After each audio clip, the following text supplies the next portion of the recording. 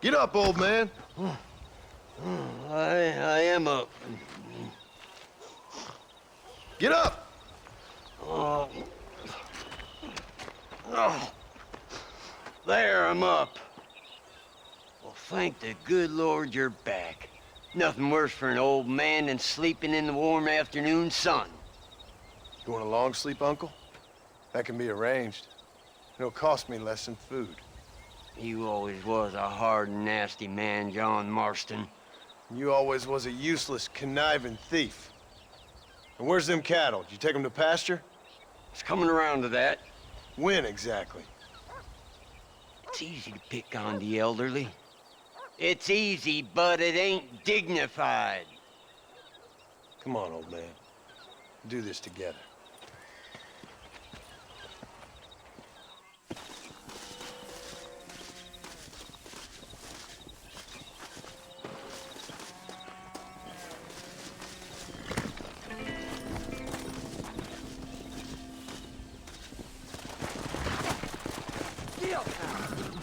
Come on!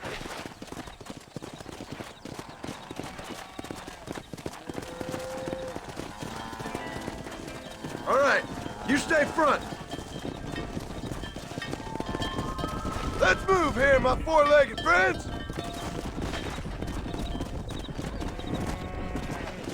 Let's keep it moving now. Forward! Get going! Come on!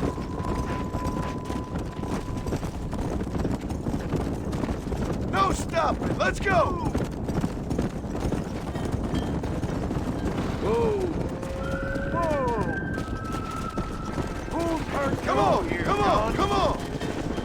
Stay together, you dumb animals!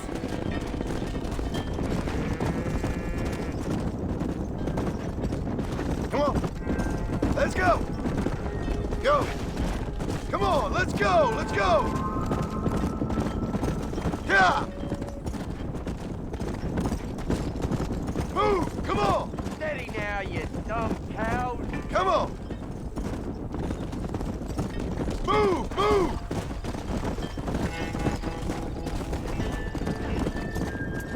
Slow up. Yeah! Move it! Keep it moving! Whoa! Whoa! Let's go! Move! Let's go! Christ, John, they're stampeding. There you go.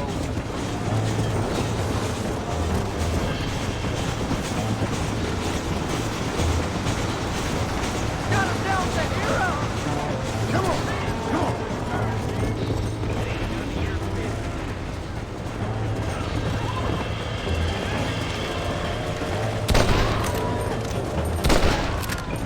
One move! You're a dead man!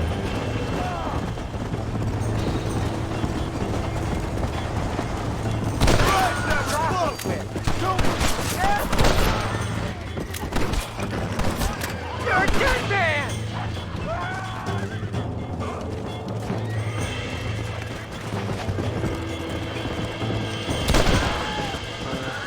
Yeah! We're safe! You folks okay? I think we're safe. Thank you. I thought we were done for. Just helping out! Now you take care!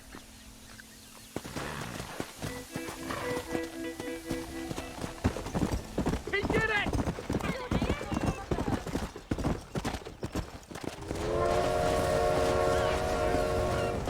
Come on!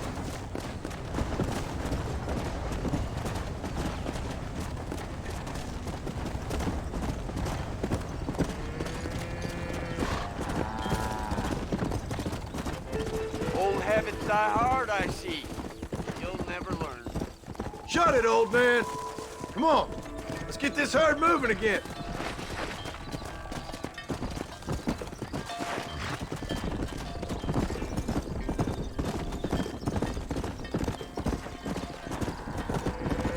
Easy!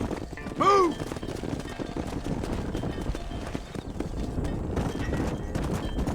Come! Move it up!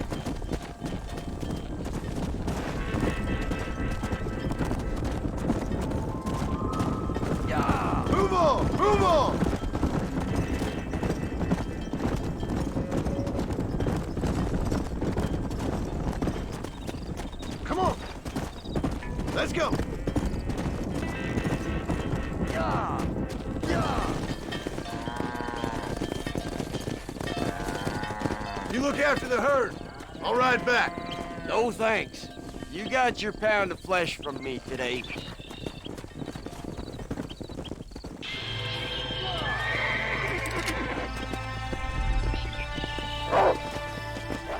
Yeah.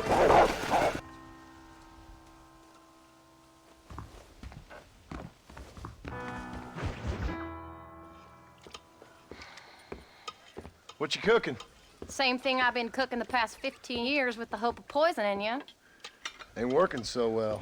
Not yet. Be honest, though. Tastes bad enough to kill a man. I never was much of a cook, but I did try to be a good wife. And you have been. Given what we was and what we came from, I think we've gone and done okay. I look at Jack, I look at him, and I think we've been blessed. Maybe he can be something more. He's a good kid. He can be whatever he wants to be. He ain't gonna be no frontier gunslinger killing and running those gang, though. That way's over. Railroads and government and motor cars and everything gone and done away with all that. And he ain't gonna marry no orphaned working girl running with a bunch of hucksters, neither. If he meets one like you, I hope he'll marry her. Stop.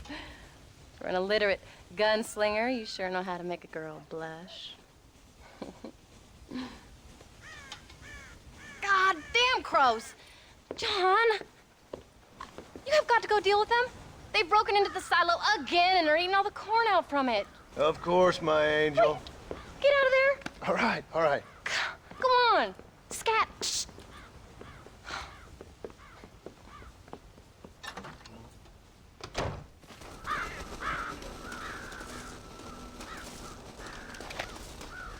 All right, make your mind.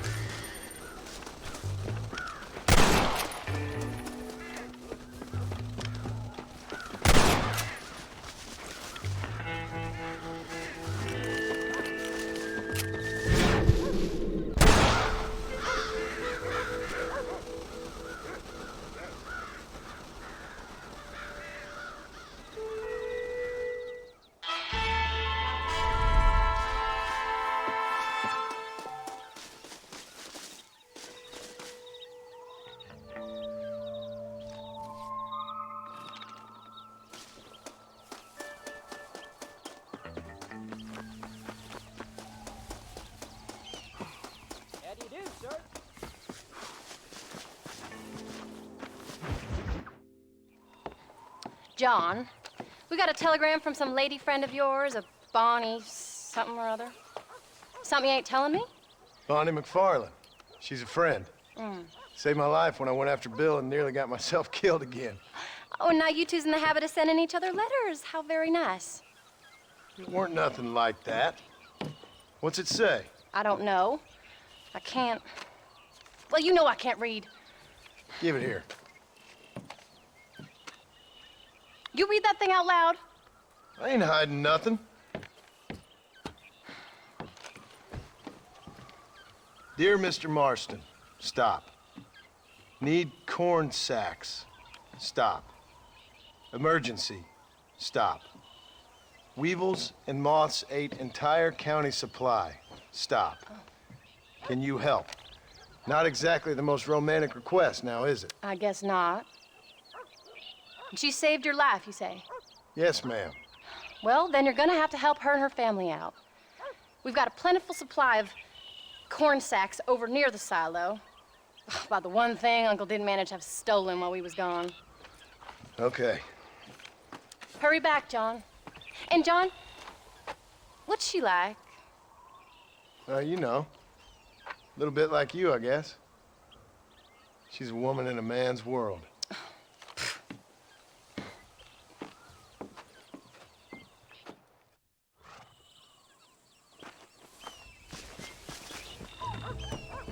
John, wait! I changed my mind. I'm coming with you. Well, come on then. Let's get going.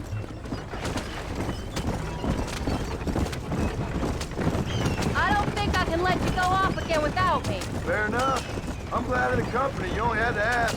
Ask? I was waiting for you to ask me. I thought you'd want to keep an eye on the boy. Oh, while you were off cavorting with cowgirls in the next county? I don't think so, John Marston. You only just got home. That Jack has seen enough of me for a lifetime. So, is she married? Is Bonnie McFarland? No, What does she look like? I don't know. Pretty normal, I suppose. Normal? What? Normal like me? No, normal as in 2 eyes, mouth, nose, that kind of normal. Besides, ain't no woman fine as you. A little flattery. Now we're finally getting somewhere. If you find yourself in a hole, the first thing to do is stop digging. Another pearl of wisdom from John Marston. I sure do miss those. I never took you for the jealous type, Abigail. I ain't jealous so much as curious. You heard what she wrote. It's just some corn. She saved my life, and she was decent enough to me, so I owe her this much tea. How did she save your life anyway? She found me half dead on the side of the road and took me to the doctor. Most folks would have left me there. Half dead from what? Bill didn't take so kindly to me visiting unannounced. Bill never did like surprises. How was he? Same as he was when we left. Angry and dumb.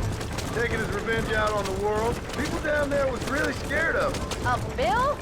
You gotta be kidding me. He was only frightening if he was afraid of dumb fools. Bill weren't so bad, but Dutch went crazy. Bill took it hard. For a while, we all thought we'd found something right. Better way to live, but it was just a lie. Oh, you saw before they did. Maybe. But there was still kind of a family. A family that left you for dead. You knew the truth, John, and they hated you for it.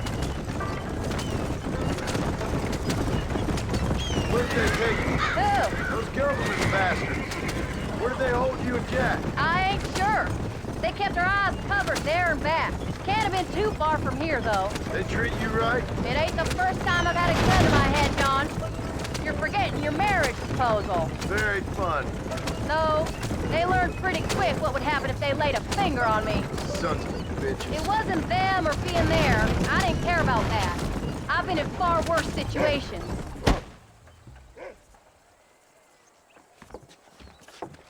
You came. Thank you so much. We lost the entire harvest. Miss McFarland, I'd like you to meet my wife, Abigail. Oh, ain't you quite the gentleman all of a sudden? It's a pleasure to meet you, Mrs. Marston. Likewise.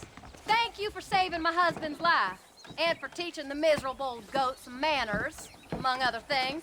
I didn't teach him anything. I know better than to try to change a man. You should meet my father. Oh, people can change, Miss McFarland. John and I have to believe that more than anybody. This is a decent first harvest for you, John. You should be proud. That's good land you got there. How are you feeling, Mrs. Marston? From what your husband told me, it must have been awful for you. I've been through worse, and I knew he'd be back before too long. He can't cook a meal to save his life. Abigail, in my darkest hours, when I was most homesick, just the thought of one of your rat meat stews kept me pushing forward. Well, about as amusing as a weeping saddle sore, ain't he, Miss McFarland? If you're gonna start yammering about women's work, John, I'd say you might be in the wrong company. I'd say so, too. I never felt so outnumbered.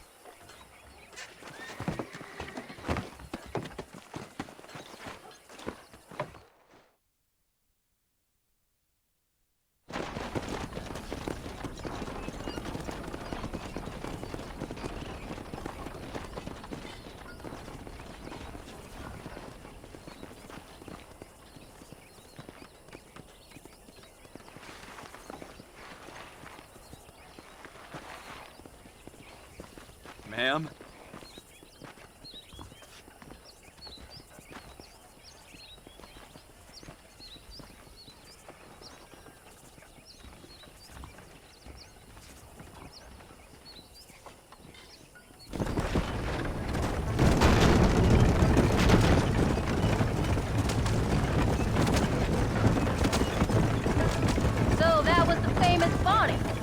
her all right. She's pretty. She's normal, like I said. Well, you always wanted to be a rancher. I'd have thought she'd be just your thing. The perfect rancher's wife, if I ever saw one. I already got a rancher's wife. I'm only teasing. I like her, and I'm glad she saved your life. Most of the time, anyway. The McFarlands are good people. She did blush redder than a shepherd's sunset when she saw you, though. I have that effect on women. You clearly had one too many blows to the head. You ain't wrong about that, Mrs. Marston.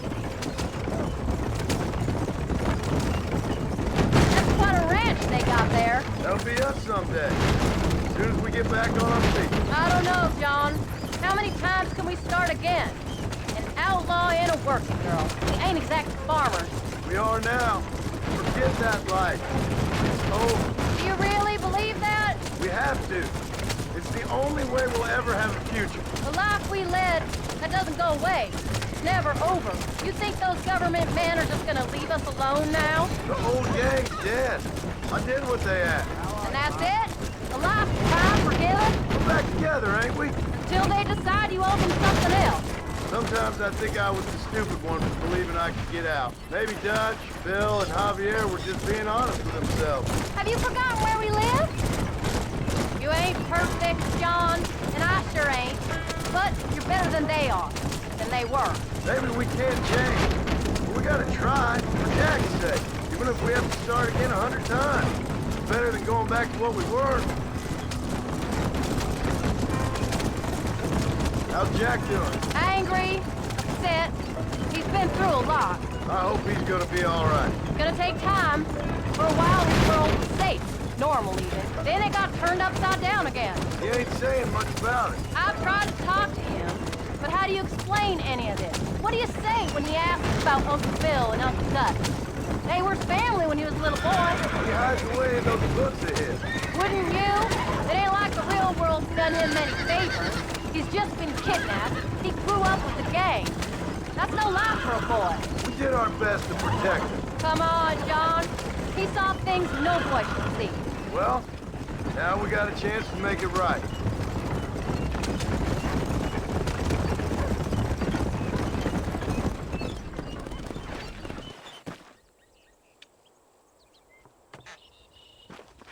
We did good today, John. I guess I better go fix us something to eat.